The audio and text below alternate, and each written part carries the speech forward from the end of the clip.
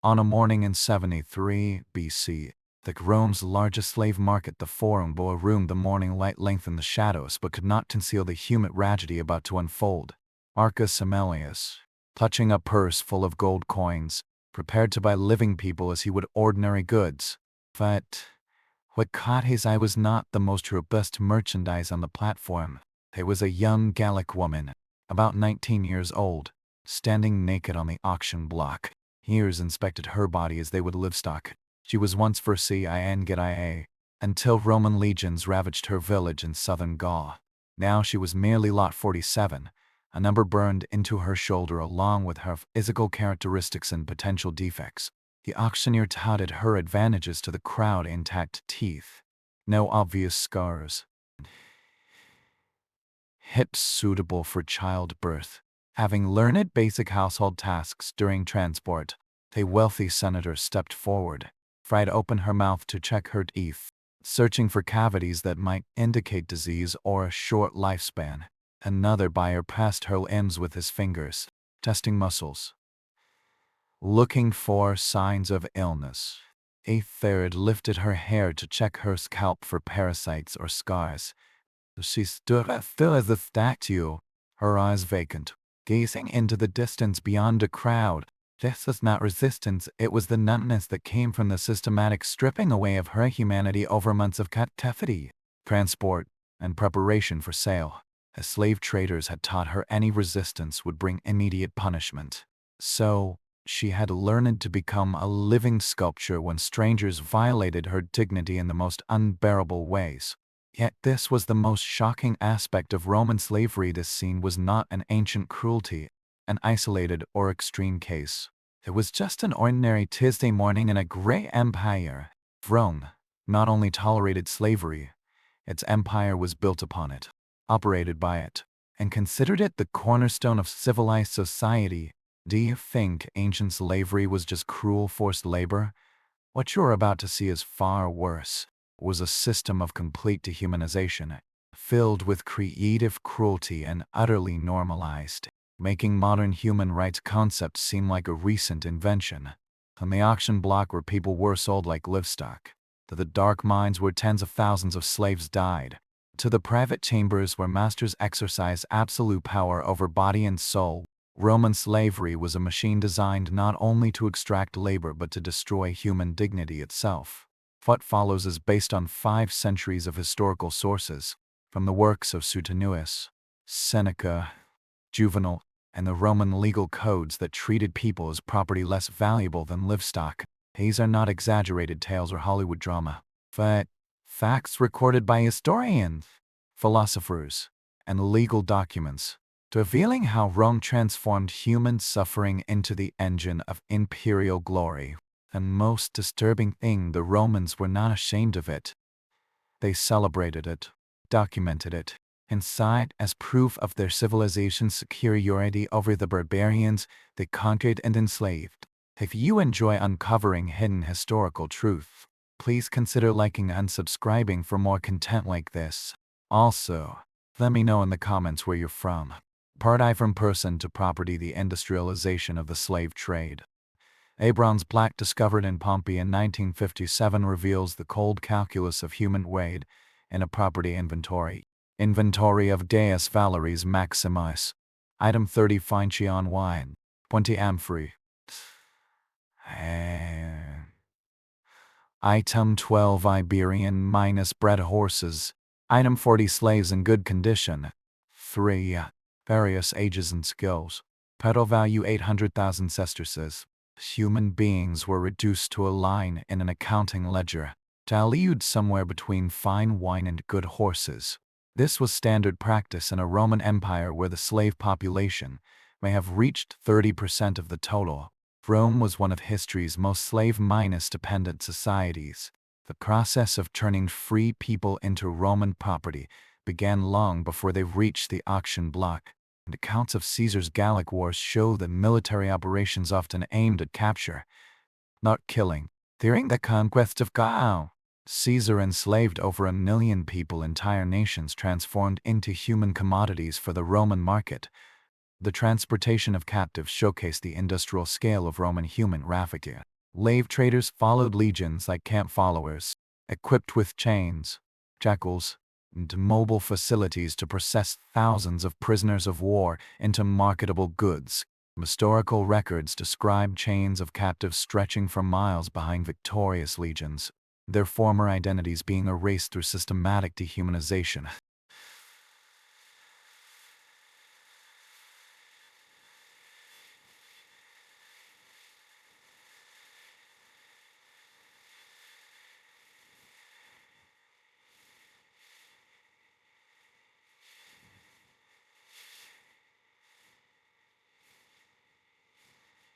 In the Mediterranean, heresy was a semi-minus legitimate business, with entire fleets dedicated to capturing coastal dwellers for the slave markets.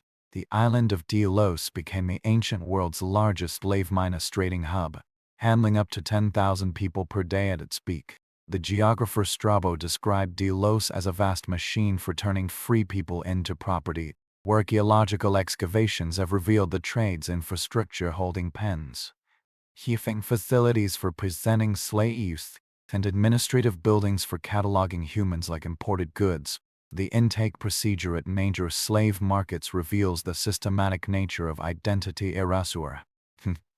New arrivals were stripped of all personal possessions, including their names, replaced by simple descriptive tags. The Syrian, the Gaul, the Thracian. Personal identity was the first casualty of the enslavement process. Physical examinations were as thorough as those for livestock, mouths pried open to check teeth, bodies pressed to test muscles and find hidden injuries, intimate inspections to verify age, health, or childbearing history. The psychological impact was intentional and devastating. Slave traders understood that breaking a person's spirit was as important as assessing their physical capabilities. Public nudity, intimate inspection by strangers, reduction to a number in an auction, all were designed to shatter self-minus respect and personal identity before labor even began. The pricing structure laid bare the economic calculus. Young, healthy adult slaves commanded the highest prices, with premiums for specialized skills like scribes, doctors, or craftsmen. Children were priced by their potential, the elderly discounted for their shortened working life. The auction process itself was carefully choreographed theater, designed to maximize sale prices and deepen the psychological trauma for the merchandise. Auctioneers, like modern salesmen, would tout virtues and conceal flaws, except the product could understand if a red spoken about then. Roman legal documents reveal the meticulous paperwork of human transactions, bills of sale, warranty agreements, insurance policies. Humans were treated as commercial goods, with consumer protections similar to other commodities. Heirs could return slaves with hidden defects, demand refunds for slaves who died shortly after purchase, or seek compensation for slaves who did not perform as described. The slave market was highly specialized. Internally, some dealers focused on farm laborers, others on domestic servants, still others on entertainment slaves or the luxury market for aristocratic households. It acquired expertise in different regional markets and client preferences. The financial system underpinning the slave trade included credit arrangements, investment partnerships, and risk-minus sharing agreements, allowing even Romans who couldn't afford an upfront payment to own slaves. Its complexity rivaled that of any major commercial enterprise. Transportation networks distributed slaves across the empire with an efficiency akin to modern logistics companies. Slave traders maintained supply chains capable of moving specific types of human cargo from point of capture to buyers thousands of miles away, with delivery timelines and quality assurances treating people entirely as transportable goods. The auction was only the beginning of a lifetime of suffering. Once purchased, a slave entered a world where their humanity was systematically denied, and then misery became a source of their master's entertainment. Cardi life as livestock labor and punishment. In the latifundia, the great estates of southern Italy, dawn came early. For the agricultural slaves locked in underground barracks, Sunrise meant the start of another day in what Pliny the Elder called the green hell of Roman prosperity, where archaeological excavations reveal slave quarters resembling prisons, with stone fleeting platforms and iron rings embedded in walls for securing chains. These designs aim to prevent escape and house the maximum labor force in the minimum space. Chain-minus gangs worked the vast fields with military precision 20 or 30 slaves shackled together at the ankle.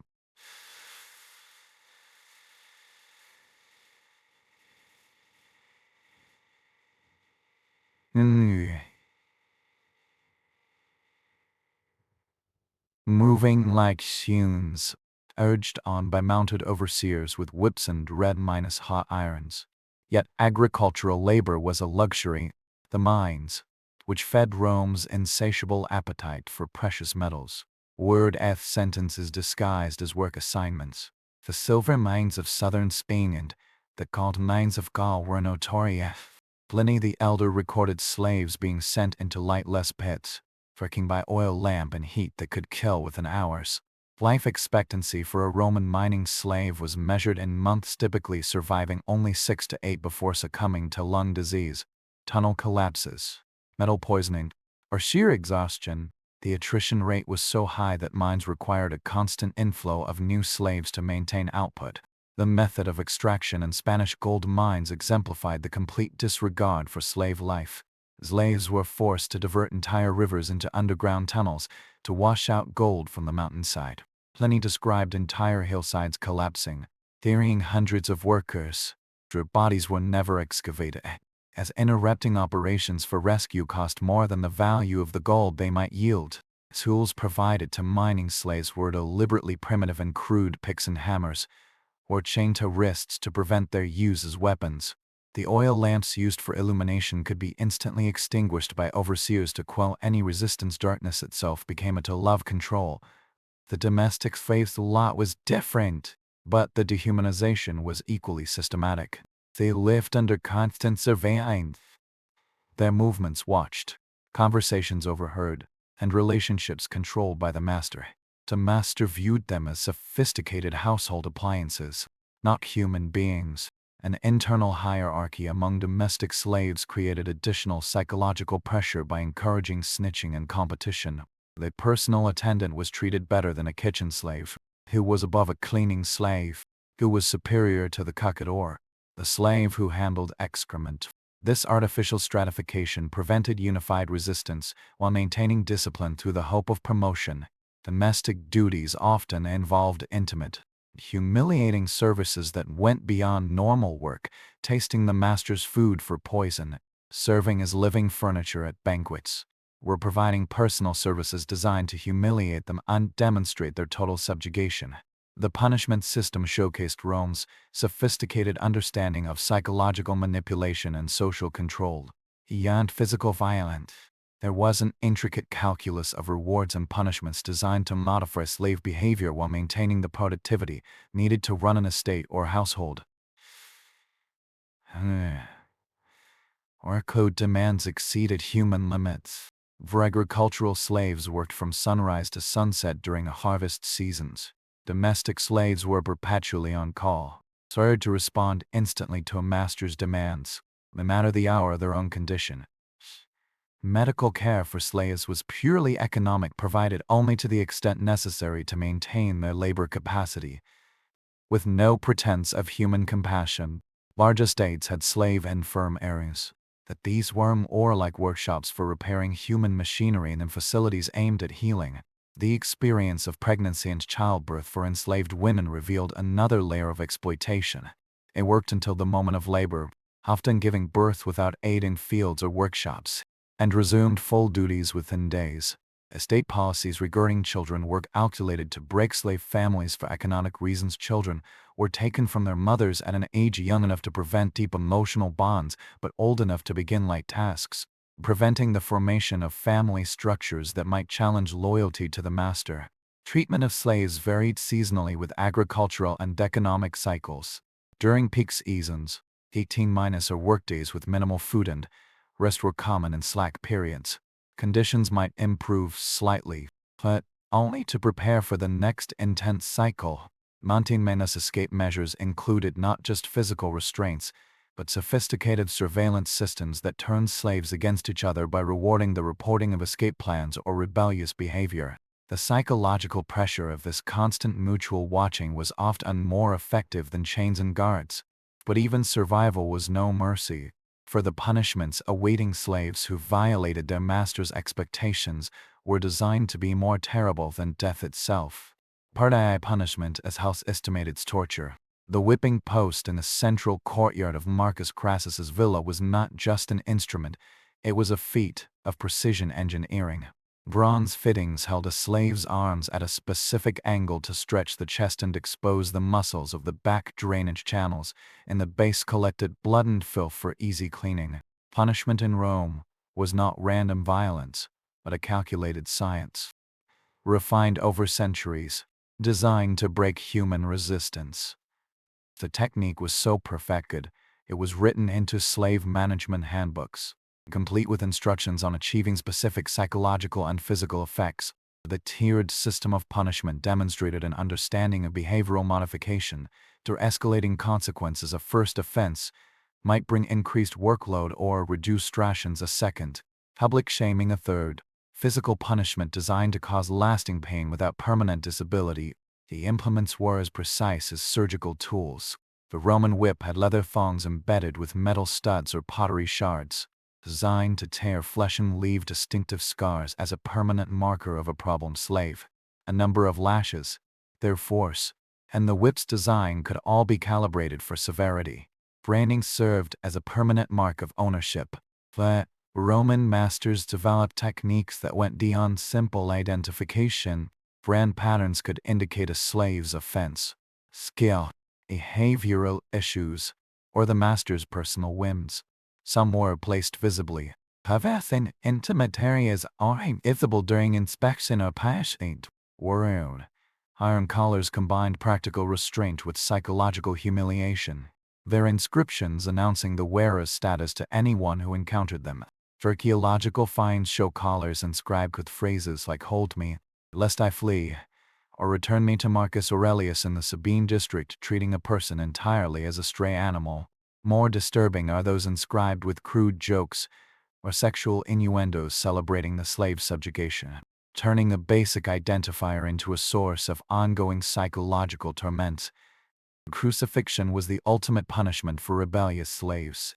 Historical accounts show this method of execution was specifically tailored as a tool of slave discipline. Citizens sentenced to crucifixion were often granted a quick death by having their legs broken or being speared. Plus, slaves were frequently left to die slowly over days as a public deterrent. And mass crucifixions following slave revolts showcased the industrial scale of Roman punitive capacity. After crushing the Spartacus revolt in 71 BC, Crassus had 6,000 captives crucified along the Appian Way from Rome to Capua, a line of dying men stretching over 120 miles. Anyone traveling that road witnessed the agony. The logistical demands of mass crucifixion revealed its systemated nature, where crews prepared thousands of crosses. Medical knowledge was applied to calculate methods for prolonging agony. Officials organized the timing and placement of victims to maximize psychological impact on the surviving slave population. The public nature of punishment was as important as the pain inflicted. Punishments were often held where other slaves were forced to watch, making the consequences of defiance or disobedience brutally clear. The creative punishments devised by individual Roman masters showcased the systemic cruelty that unlimited power could breed. Being forced to wear masks that prevented normal eating or speaking, being made to carry heavy weights while performing daily tasks, suffering sleep deprivation or sensory manipulation designed to break the mind. The application of medical knowledge to slave punishment showed how masters used contemporary understanding of anatomy and psychology to inflict maximum pain while protecting their economic investment. Techniques were calibrated to cause the greatest suffering without causing permanent disability that would affect labor value. The legal framework governing slave punishment removed almost all protections for the victim while granting the master vast power. Roman law explicitly stated that a master could punish a slave in any way he saw fit, up to and including death, without legal consequence or outside interference. The counts of slave punishment in Roman legal documents and private letters show the normalization of extreme brutality within society. Correspondence between friends casually mentions punishments that would be considered torture. Today, legal documents discuss slave discipline using terminology identical to that used for training animals or maintaining equipment. The psychological impact of the punishment system extended beyond individual victims, creating a culture of fear that affected the entire slave community. Knowing any misstep could lead to brutal punishment taught slaves to self-police and inform on each other to avoid collective penalties. The resistance strategies slaves developed in the face of punishment demonstrate extraordinary human creativity in the face of absolute control, exploiting their masters' psychological weaknesses, developing secret communication systems to aid each other during punishments, and some even turning punishment occasions into opportunities to forge solidarity with fellow victims. The survival rate of slaves subjected to harsh punishment is carefully calculated to maintain terror while protecting valuable property. Most slaves survive their punishments, but carrying permanent physical and psychological scars, a constant reminder of their subjugation and a warning to other potential offenders. Part IV: the destruction of dignity, institutionalized humiliation. The iron collar around Fortunatus's neck did more than bind him, it turned him into a public spectacle for Roman amusement. An inscription hammered into it read, "I am a runaway.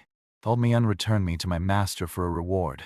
But today, his owner had added a special humiliation, a wooden placard hung beneath the collar, announcing to everyone in the forum, "I bark like a dog for table scraps." This was not punishment for a specific crime. It was an ordinary Tuesday afternoon's entertainment in an empire that had elevated human degradation to an art form. A systematic humiliation of slaves served a purpose beyond mere cruelty. It was psychological warfare, designed to break the spirit while reinforcing the social hierarchy that placed free Romans above conquered peoples. Each demeaning ritual reminded the slave that their existence had meaning only in pleasing and serving their superiors. The dress codes imposed on slaves were calculated to announce status while stripping away human dignity. Male slaves were often forced to labor naked or near naked, not for practicality, but to emphasize their animal status. Female slaves wore garments easily removed for inspection or service, their fabric and color instantly marking them as property, not persons. The naming conventions for slaves revealed the deliberate erasure of personal identity within the institution. Slaves were typically named for their function: G. Cook, Origin E. D. Syrian, or their master's Wimmy. G. Lucky Funny. Spring, not personal names but labels reducing human existence to economic utility. Regulations governing slave hairstyles served a similar purpose. Specific cuts marked slave status and prevented them from passing as free. Male slaves were often kept close cropped, unable to mimic popular free Roman styles. Female slaves were barred from the elaborate hairstyles of respectable matrons. Religious humiliation imposed on slaves from conquered regions reveals the cultural dimension of Roman dominance. Slaves were often forced to participate in Roman religious rites that mocked or violated their native beliefs, turning sacred practices into a source of psychological torment, reinforcing their total subjugation to Roman authority. Entertainment roles assigned to household slaves showcased how human misery became a source of leisure for Roman masters, performing humiliating skits at banquets, engaging in physical contests that often lead to injury, or being subjected to elaborate practical jokes designed to amuse guests at their expense. Demands such as toilet service reveal the intimate nature of Roman dehumanization. Slaves were required to assist with the most private bodily functions, not because the master was incapable, but because forcing a slave to perform such services demonstrated total subjugation and the erasure of normal human boundaries. Competitive humiliation among the Roman elite turned the shaming of slaves into a form of social warfare. Masters vied to invent ever more creative ways to degrade their slaves at social gatherings, turning human misery into a contest of imagination and cruelty to impress peers. Public humiliation parades for disobedient slaves turned city streets into theaters of insult, with the entire community participating in reinforcing the slave system. A slave might be forced to march through the marketplace wearing a sign describing their fault, perform embarrassing acts on command, or become the object of crowd ridicule. Work asks, designed purely for humiliation, included senseless labor meant to crush psychological resistance, moving piles of stones from one spot to another and back, digging holes only to fill them immediately, or performing repetitive actions emphasizing their powerlessness and wasted existence.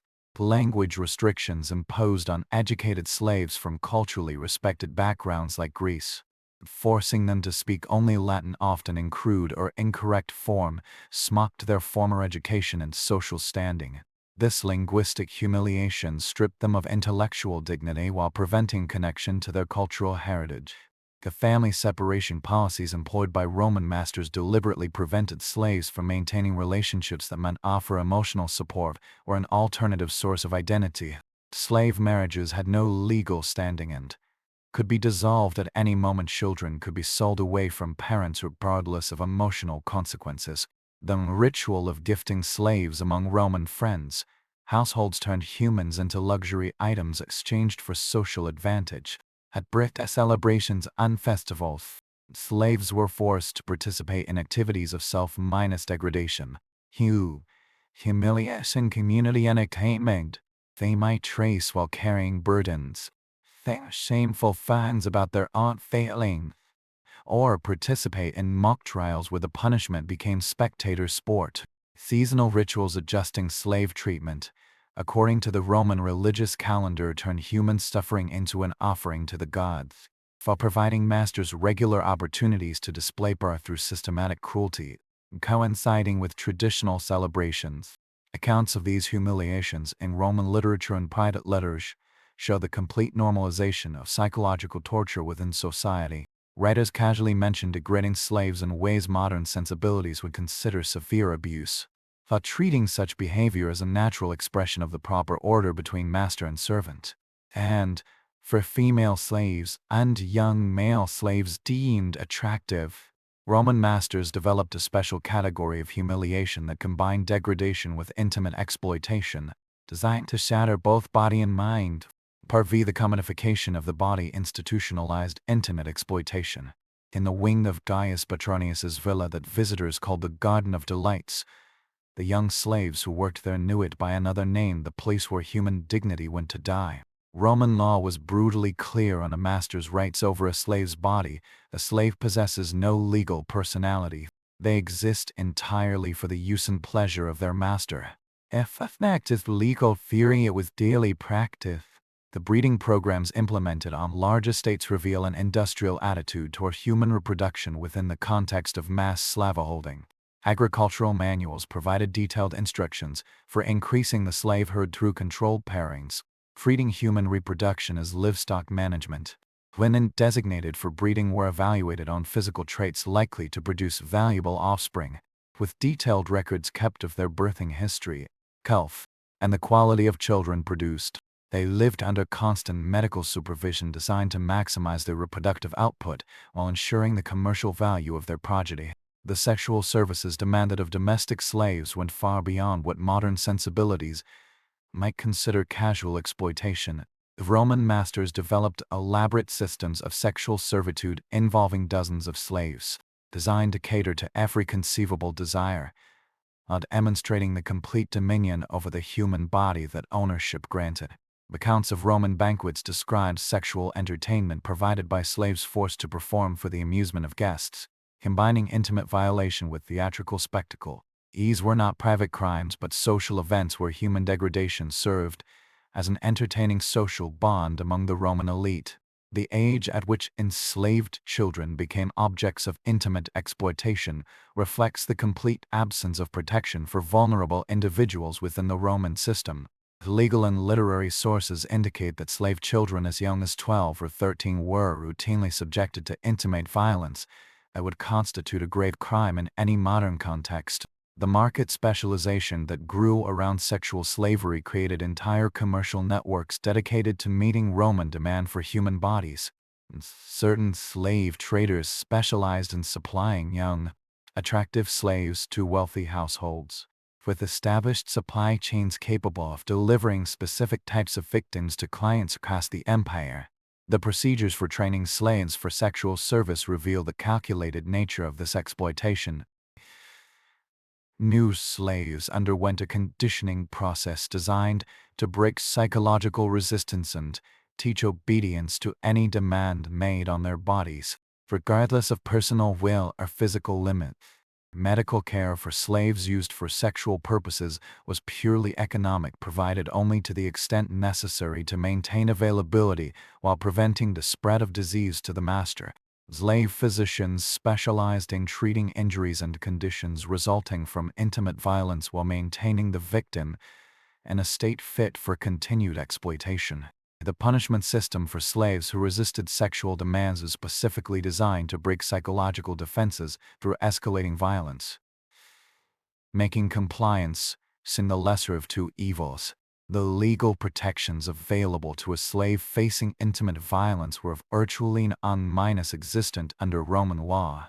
A master could not be prosecuted for his conduct toward his own slave, and the slave, having no legal standing, could lodge no complaint or seek protection for actions that would have constituted serious crimes if committed against a free person. The psychological damage inflicted by systematic intimate exploitation created lasting scars that went far beyond the individual victim. Slaves who survived for years often developed a severe trauma responses recognizable to modern psychology, affecting their ability to form normal relationships or maintain mental stability. The internal dynamics within households where sexual slavery existed reveal the utter breakdown of normal human interaction in Roman master-slave relations. Enslaved women forced to bear their master's children while continuing to serve as legal wife and children created complex domestic hierarchies based on sexual violence and exploitation. The economic calculus driving the intimate exploitation of slaves shows the extent to which humans were reduced to commercial commodities. Furs could rent out attractive slaves to other households, sell sexual services to guests, or use a slave's body as collateral in financial transactions, treating human sexuality as transferable property. The international trade in attractive slaves operated sophisticated networks capable of identifying and transporting victims over long distances to meet Roman demand for specific types of human merchandise.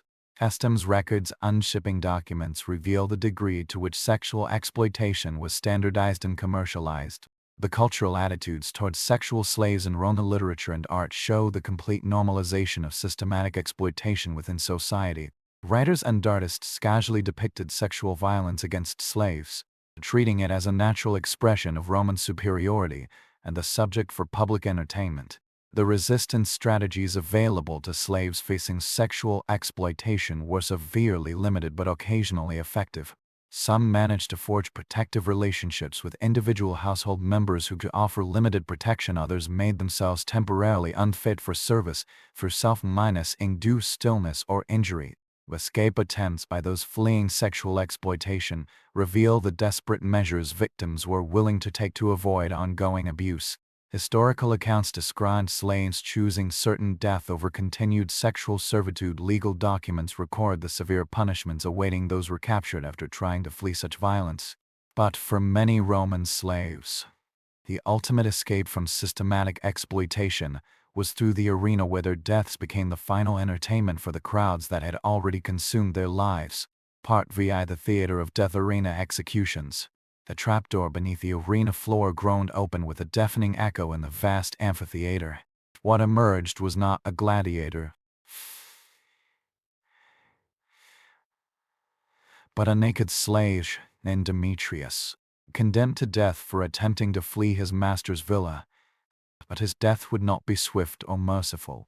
It was to be dramatic entertainment for 50,000 Roman spectators. A warm-up act before the morning's gladiatorial main event, watching a living man being torn apart by beasts. This was not an execution. It was performance art with human suffering as its raw material. For Romans called it damnatio, at best as condemnation to beasts. Historical accounts reveal it as a carefully choreographed drama, turning individual death into a meticulously designed spectacle meant to entertain the masses while reinforcing the social order through a public display of state power. The stagecraft of arena death involved sophisticated planning rivaling modern theatrical productions. Arena engineers designed specialized equipment to present condemned slaves to the beasts in a way that maximized visibility and audience engagement across the entire vast venue. The animals were selected untrained for entertainment value, not mere killing efficiency. Lions, leopards, bears, and boars were starved for days before a performance to ensure aggression. Animal handlers controlled the timing and duration of attacks to maintain audience interest. The costuming and makeup applied to condemned slaves reveal the theatrical nature of their deaths. Victims were often dressed as mythological figures or historical characters, forced to reenact famous death scenes from literature or legend as they were killed. The irony of forcing a slave to play a god or hero in their final moments provided an added layer of entertainment for audiences familiar with the cultural references. The seasonal scheduling of mass arena executions followed the Roman religious and political calendar. Major festivals opened with the deaths of hundreds of slaves as grand entertainment. The scale of such spectacles required sophisticated logistics to transport, house, and prepare enough condemned humans for a single day's event, which could consume hundreds of lives. Seneca's accounts described his disgust at the arena spectacles. The morning executions of slaves were so routine that the audience barely paid attention to individual deaths, treating human suffering as background entertainment while they socialized and enjoyed refreshments provided by sponsors.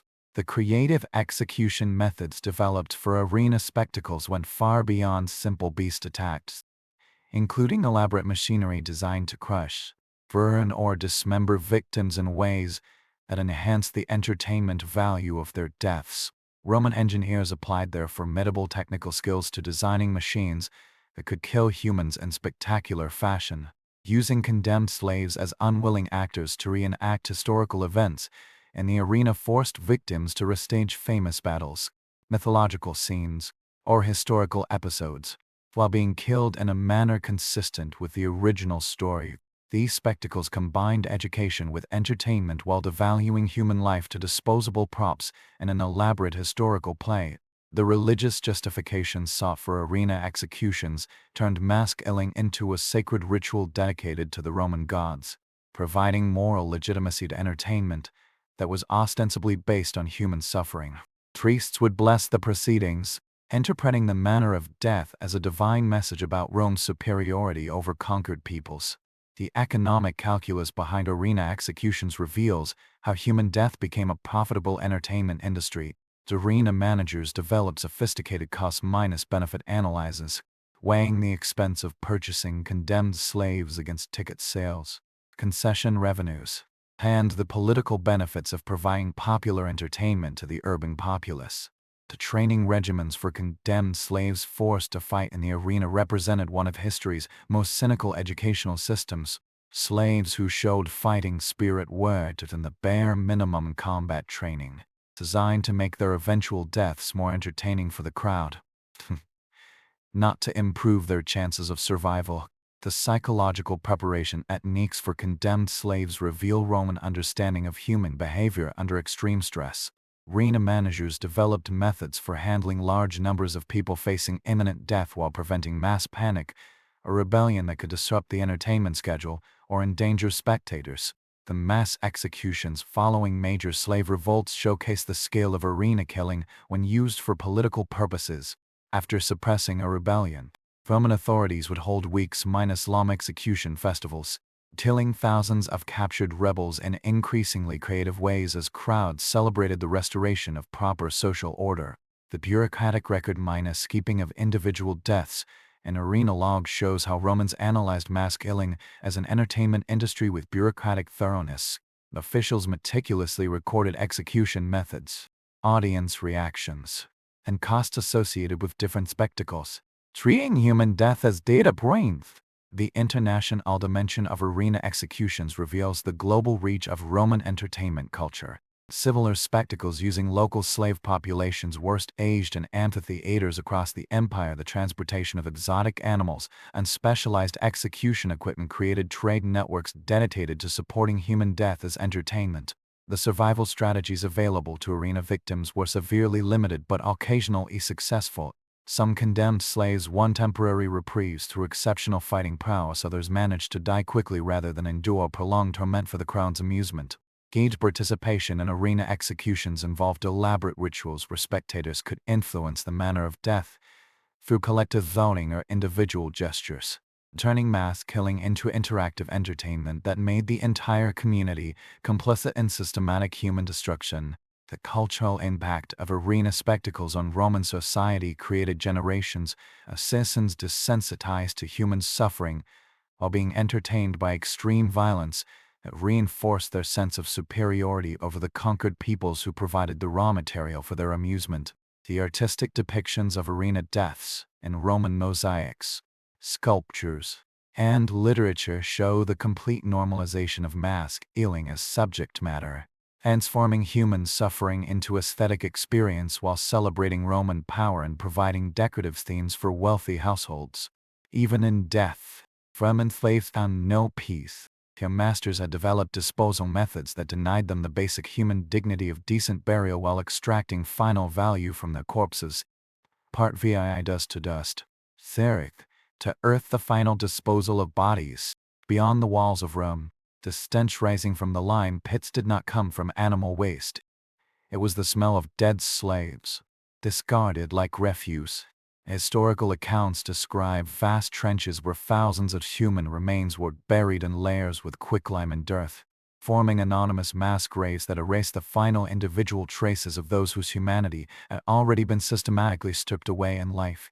Roman law was explicit about the status of a slave's corpse. It was property that had lost its economic value, not a human remnant deserving respectful treatment. The 12 Tables, Rome's foundational legal code, contained specific provisions for handling slave bodies, treating them as waste products to be efficiently removed, not as human remains entitled to burial rights. The contrast with Roman treatment of free citizens remains reveals the complete dehumanization slaves faced even in death. Roman families spent lavishly on elaborate tombs, funeral rites, and commemorative inscriptions for deceased relatives. Slave corpses were typically dragged away by municipal waste collectors for disposal in the same sites used for animal carcasses and household rubbish. The medical experiments performed on dying and freshly dead slaves stand among Rome's most disturbing practices. Accounts by physicians like Galen describe anatomical research conducted on slave bodies without consent or consideration, treating human corpses as laboratory material for advancing medical knowledge that would benefit free citizens.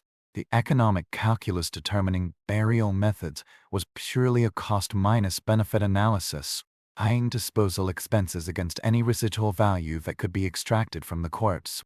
Sometimes, slave bodies were sold to institutions like medical schools or gladiatorial training schools, which could use human remains for educational or training purposes. Family separation policies preventing slaves from claiming their relatives' bodies or holding funeral rites created additional psychological trauma for surviving slaves, who were forced to watch loved ones disappearing to anonymous mass graves without proper farewell or memorial recognition.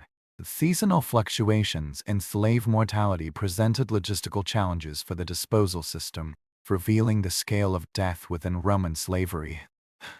Mines and estates experienced mass and offs during harsh weather or disease outbreaks, requiring specialized infrastructure to handle dozens or hundreds of bodies simultaneously.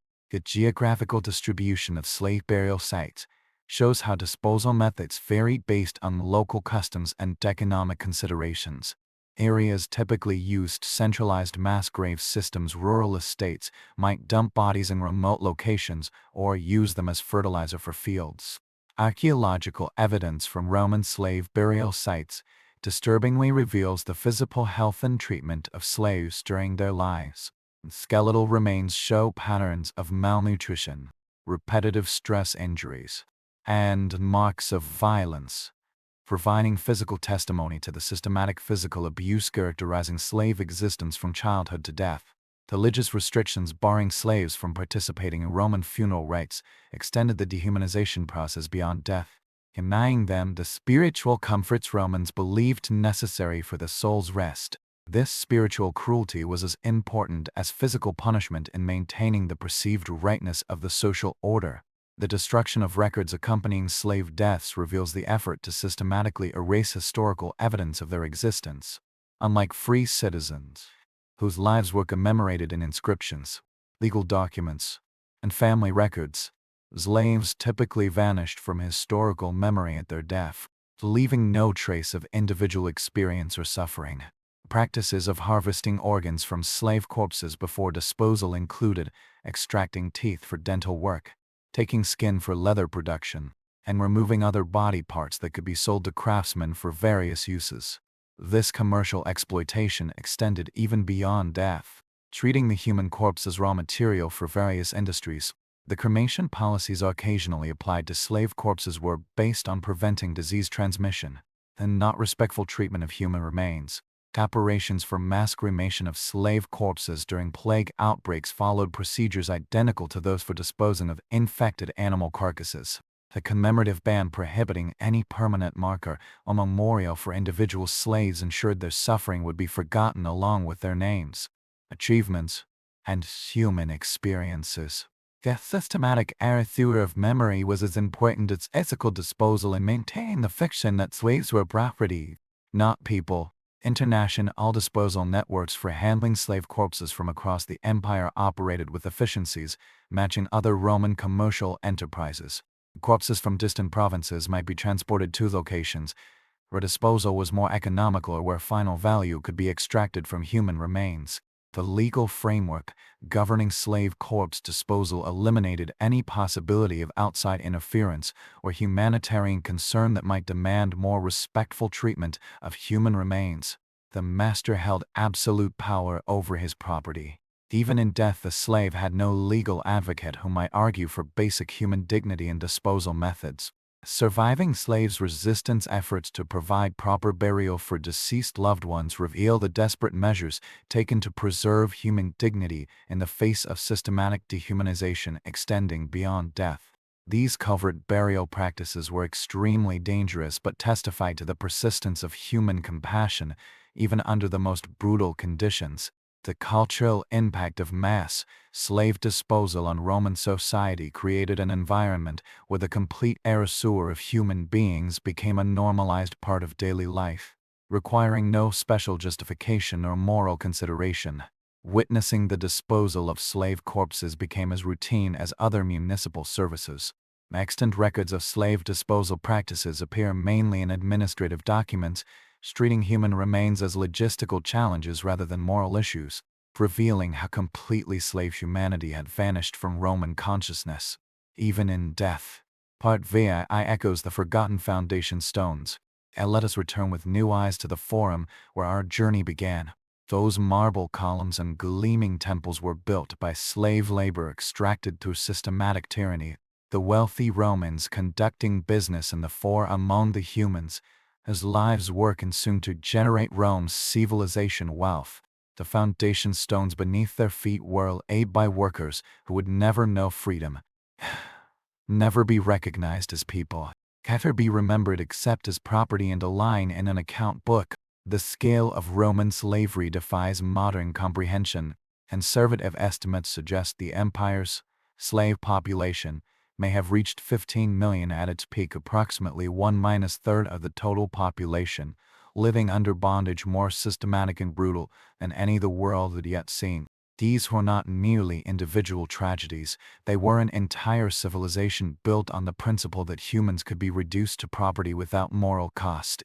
The economic value extracted through unpaid labor fueled by systematic torture and dehumanization was staggering. The silver that financed Roman expansion came from Spanish mines where tens of thousands of slaves dyed. The grain that fed Rome was produced on vast estates worked by chained field slaves. The luxuries defining Roman civilization were crafted by artisans captured in war and forced to turn their skills to their captors' profit. But the true horror of Roman slavery lies not just in individual suffering, but in the complete normalization of systematic cruelty throughout a civilization that saw itself as the pinnacle of human achievement. The Roman philosophers who wrote ethics owned slaves, the Roman poets who celebrated human dignity bought and sold people, the Roman politicians who debated justice enforced laws treating humans as property. The legal framework that enabled Roman slavery created precedents affecting European law for over 1,000 years. The concept of absolute property rights, the principle that proof of ownership justified any treatment of the owned, then the idea that certain categories of people could be excluded from legal protection. All these concepts enabling Roman slavery became embedded in legal systems that long outlasted slavery itself. The cultural attitudes that made Roman slavery possible created psychological frameworks that would recur throughout European history whenever powerful groups needed justification for exploiting weaker ones. The same thought processes that allowed Romans to view slaves as property rather than people reappeared in colonial expansion, religious persecution, and modern genocidal campaigns. The technological innovations developed for managing large slave populations provided templates for later systems of systematic oppression. The identification systems, surveillance techniques, and punishment regimens pioneered by Roman slaveholders influenced the design of concentration camps, political prisons, and other institutional frameworks for controlling or eliminating unwanted groups. The surviving documentation of Roman slavery offers an unprecedented window into how systematic dehumanization operates through institutional cooperation, legal legitimacy is in it, and cultural acceptance. The casual references to extreme cruelty in Roman literature, the detailed regulations for slave management in legal codes, and the administrative records tracking humans like livestock all reveal how quickly societies can normalize atrocity when powerful institutions cooperate in systematic oppression. The resistance displayed by Roman slaves against impossible odds offers inspiring examples of preserving human dignity in environments designed to destroy every trace of humanity. The slave revolts led by Spartacus, the covert networks helping slaves escape or maintain family connections, and the individual acts of defiance preserving personal identity despite systematic erasure all testify to the enduring human capacity for resistance in the face of institutional cruelty. The survival strategies developed by Roman slaves reveal remarkable creativity and resilience in conditions designed to be unsurvivable. Some slaves learned to manipulate their master's psychology to gain slight advantages of protection. Others developed secret communication systems to maintain community bonds amid systematic isolation. Still others found ways to preserve cultural knowledge and personal identity to pass to children or companions. The long-term demographic impacts of Roman slavery reshaped entire regions and populations for generations after the empire's fall. The systematic removal of people from conquered territories, the destruction of traditional family structures, and the cultural erasure achieved through systematic dehumanization created lasting changes in European population patterns and social development. The constantly emerging archaeological evidence from Roman sites provides increasingly detailed documentation of slave living conditions, treatment, and resistance, contradicting romanticized depictions of ancient slavery in popular culture. Mass graves, slave barracks, punishment instruments, and other physical remains reveal the systematic nature of Roman cruelty while memorializing its victims. Contemporary medical analyses of Roman slave remains show patterns of malnutrition, disease, and violence that provide scientific confirmation for the lived experiences described in literary and legal sources. These studies confirm that Roman slavery was characterized by systematic abuse causing immediate suffering and long-term health consequences that shortened lives and reduced the quality of life for survivors. Comparative analyses placing Roman slavery alongside other historical systems of forced labor reveal both the distinctive features of Roman exploitation and the common elements that appear whenever societies organize the systematic oppression of vulnerable groups. Understanding these patterns remains essential for recognizing and preventing similar institutions of cruelty today. The educational value of studying Roman slavery extends beyond historical knowledge to understanding how civilizations can maintain systematic cruelty while celebrating their own moral achievements. The same society that produced magnificent art, sophisticated literature, and complex legal systems also normalize the torture, mass killing, and complete dehumanization of millions of human beings. Finally, Let us return to that auction block where our journey began. Versian get Aurea, if that was ever her an aim, no longer has a name.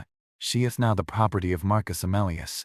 He will use her body, exploit her labor, and dispose of her life according to his economic calculations and personal whims.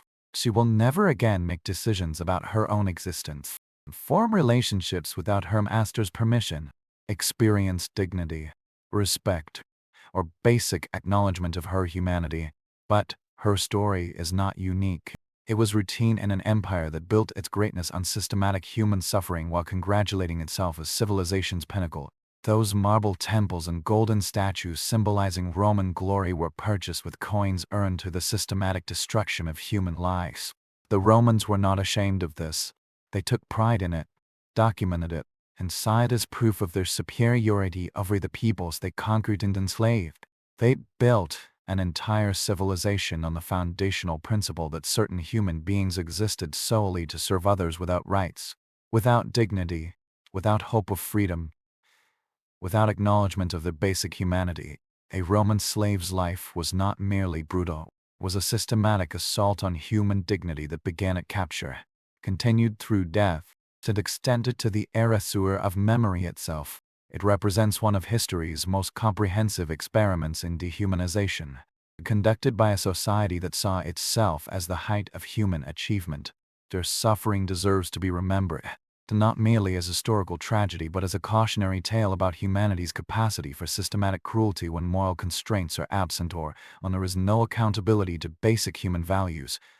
In memorializing them through careful historical study, we acknowledge both the depths of institutional evil and the persistence of human dignity even under conditions designed to destroy every trace of it. The chalk numbers that marked them like livestock have long since faded, but the evidence of their suffering survives in the archaeological record, the legal documents, and the literary sources, revealing the true foundation stones of Roman greatness. They were not property, not numbers, not disposable labor. They were human beings of value, whose lives mattered beyond their utility to Roman masters. Their stories deserve acknowledgement, both as testament to human cruelty and as testament to human resilience in the face of systematic institutional oppression.